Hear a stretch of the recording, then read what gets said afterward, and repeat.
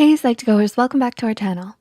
Supporters like you help us in our goal to spread awareness about mental health and psychology. You help us make psychology and mental health more accessible to everyone, so thank you for your support. Now, on to the video. At times, we can often forget to give our mental health the attention it deserves. Some of our actions may be too mentally draining, such as holding on to toxic relationships or pushing ourselves too hard with school or work. It can be a good idea to step back and take a look at our behaviors and habits and ask ourselves the question, do I possess healthy habits or negative ones? I'm sure we all have negative habits, but now it's time to start incorporating some mentally beneficial behaviors into our routines in hopes we can develop a new habit, a good one this time. Here are 10 healthy habits that boost your emotional well-being. Number 1, perfecting your posture. Did you know that having an upright posture is not only seen as generally more attractive, but has emotionally positive effects as well? According to a study in the Journal of Behavior Therapy and Experimental Psychiatry, upright posture can have a positive effect and reduce fatigue. Are you slouching while you're watching this video? It's time to sit up straight. The preliminary study's conclusions suggested that adopting an upright posture may increase positive effect, reduce fatigue, and decrease self-focus in people with mild to moderate depression. Number 2, learn to acknowledge what you're feeling. While it may seem convenient at the time to go ahead and ignore that sadness or anger inside of you, according to you, you have work to do. But in the long run, suppressing your emotions can actually do more harm than good. Just because you consciously suppress your emotions does not mean they go away. Instead, they build up.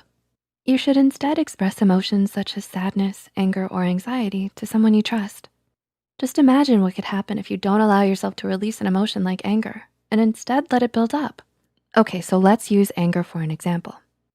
Anger has been linked to obesity, low self-esteem, migraines, drug and alcohol addiction, depression, sexual performance problems, increased heart attack risk, lower quality relationships, higher probability of abusing others emotionally and physically, or both, higher blood pressure, and stroke, says anger management coach, Dr. Schinnerer.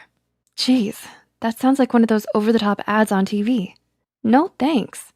It's time to express yourself. In a healthy way, of course. Anger can also lead to insomnia, anxiety, self-esteem issues, and mental or brain fog, to name a few more. And this is just anger.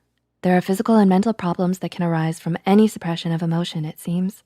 Because when these emotions build up, they will eventually rise to the surface and likely explode out of you like a volcano. So what are we supposed to do about all of these feelings?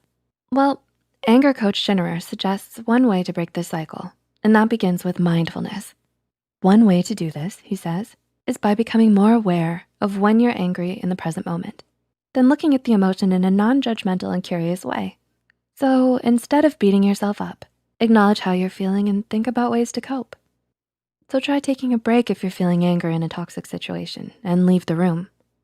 Pretend your favorite pizza dish has just arrived and you need to pause your game. That is the treacherous game of anger, level 5, volcano eruption of fury.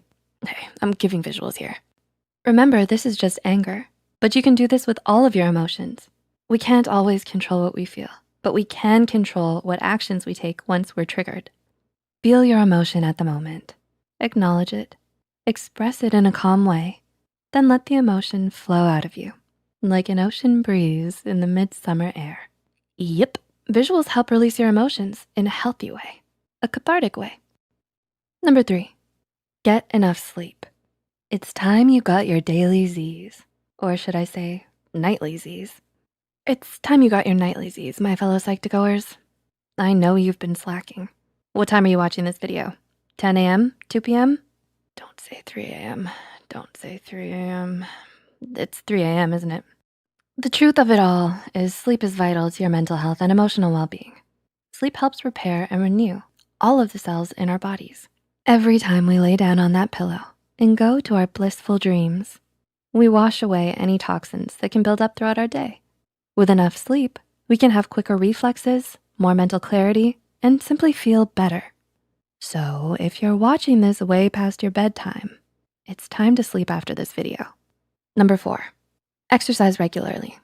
Life can get hectic and busy, but that doesn't mean we should neglect our health. The benefits of exercise can start to present themselves if we fit in enough regular exercise each month. Our bodies release specific endorphins that relieve stress and boost our mood when we exercise. So it can be a valuable tool when you're feeling anxious or depressed. I know it can feel difficult to even get out of bed when we're feeling sad or anxious about our day. But if you can find the will to push yourself, even literally just out of bed, that's a great step forward towards feeling better. Next is pushing yourself onto that workout bike of yours downstairs or your yoga mat. Number 5, make socialization part of your routine. When we're distracted or busy, we can forget to socialize with the ones we love. Whether we have friends or not, it's best to get out there and practice a bit of socialization. According to the National Institute of Health, social connections might help protect health and lengthen life. Scientists are finding that our links to others can have powerful effects on our health, both emotionally and physically. So maybe volunteer at an organization you're passionate about. Call up your mom or long-lost friend. Join a community with individuals like you. You can even leave a comment below and socialize with fellow Psych2Goers. We're here to listen. Whatever you do, it's best to open up and express how you feel to someone, Psych2Goers included. Number 6, think before you act. Oh boy, how many of us have jumped up and blurted out the first thing we think of in excitement? Like that time my friend was telling me about the loss of her goldfish crackers and I blurted out, "Crackers? The cheesy one?" Just me? Yeah, she didn't have any crackers. I mean, not the snack at least. Let's not get them confused again. The thing is, we can act before we think. When we first need to calm down our strong emotions before taking action.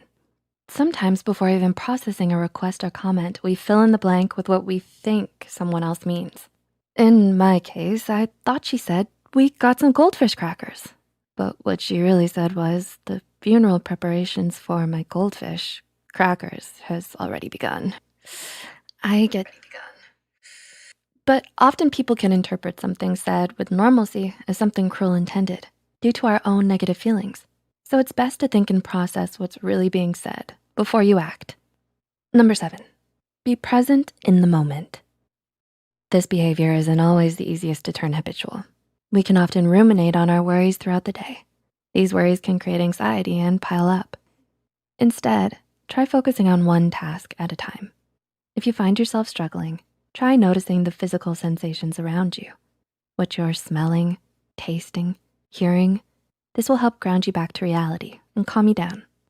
Number 8, take a break and practice self-care. Congratulations. Watching this video is a part of practicing some self-care and relaxation. The calmness of learning habits to boost your emotional well-being. Are you feeling it now? It's important to take a break when life gets too busy or challenging and do something we love. If that's simply watching a few YouTube videos in quiet solitude, go right ahead. If it's taking a relaxing, warm bubble bath, get the water running because it's time for some you time. If you still feel like your days are too busy, you can simply try taking a moment to do some deep breathing and lower your heart rate. Deep breath in, deep breath out. Number 9, don't make social media a habit.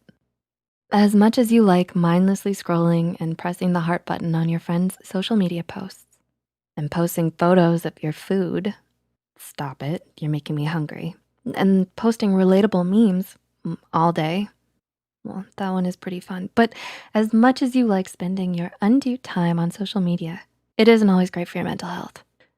I mean, think about it. You're hunched over and cramped, staring at a little tiny screen. Straight posture, everyone, straight posture. And not only that, but people often find themselves comparing themselves to photoshopped influencers with unrealistic lives. Plus, too much of one thing can tend to be bad and unproductive in this case. So it's best to not make social media a habit. Use it sparingly to post and browse memes every now and then. And I suppose with the memes, a good laugh never hurt anybody. Uh-oh, old habits die hard. Number 10, eat healthy. I know, I can't help it either sometimes. Sometimes I simply want a snack on, well, don't mention crackers. It's best to move on. But a healthy diet not only helps your brain, but your body as well. So take it easy on the snack food for now. And instead, recognize those delicious leafy greens and bright colored fruits will only add to your good mood. You can start by trying to include foods rich in omega-3 polyunsaturated fatty acids. Research has shown that these nutrients restore structural integrity to the brain cells necessary for cognitive function, and it can boost your mood. These nutrients are commonly found in nuts, flaxseed, and fish. Uh-oh, did somebody say fish? Do you mean goldfish? Speaking of fish, I'll be right back. Thanks for watching and learning more about mental health and psychology, Psych2Goers. Which habits will you enact? And which bad habits are you guilty of? Let us know in the comments. If you found this video helpful, don't forget to click the like button and share this video with a friend. Subscribe to Psych2Go and hit the notification bell icon for more content like this. And as always, thanks for watching.